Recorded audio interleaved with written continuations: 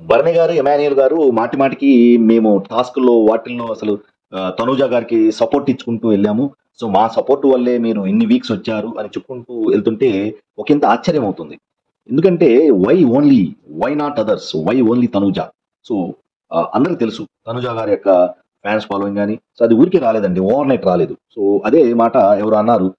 I think Nikhil, me fans following ఉంది. మీరు save అవ్వగలరు అంటే దాన్ని తనూజ గారు కూడా ఖండించారు. ఊరికే ఎవరు పాపులర్ అవ్వరు. సో, బిగ్ బాస్ గారికి కూడా తెలుసు ఎవరిని ఇన్వైట్ చేయాలి, ఎవరిని కాకూడదు, చేయకూడదని. సో, ఆమె కష్టంతో, సో, ఆమె యొక్క పెర్ఫార్మెన్స్‌తో అంతమంది ఆడియన్స్‌ని తను ఆకట్టుకోగలిగింది. So, that is her credibility. So, దాన్ని మనం పాయింట్ ఔట్ చేయటం.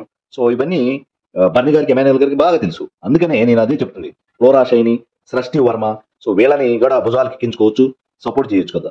వై ఓన్లీ తనూజ గారు? ఆడియన్స్‌కి తెలుసు. సో, ఊరికే ఉపయోగం లేకుండా ఎవరెవరికీ సపోర్ట్ చేయరు. సో, అప్పుడెప్పుడో సపోర్ట్ చేసి ఆ పాత విషయాలన్నిటిని, సో, ఎమాన్యుయల్ గారు మాట్లాడితే నాకు అది గుర్తులేదు. పాత విషయాలు అప్పుడే మీరు పాయింట్ ఔట్ చేయొచ్చు కదా! అని అంటే గుర్తులేదు అని అంటారు. సో, గుర్తులేదు కాదు. ఎప్పుడో బొమ్మలాట ఆడి రాము గారినికి ఓటేసావు, నాకు సపోర్ట్ చేయలేదు అని చెప్పిన వ్యక్తికి ఇవన్నీ గుర్తుండవా చెప్పండి? సో, చూద్దాం. It is a safe game. Open up అవ్వాల్సిన టైం వచ్చింది. ఓపెన్ అప్ అయ్యారు. సో, డైరెక్ట్‌గా ఫైట్ ఇస్తే, సో, ఆడియన్స్ డిసైడ్ చేస్తారు. Who is correct, who is wrong అని.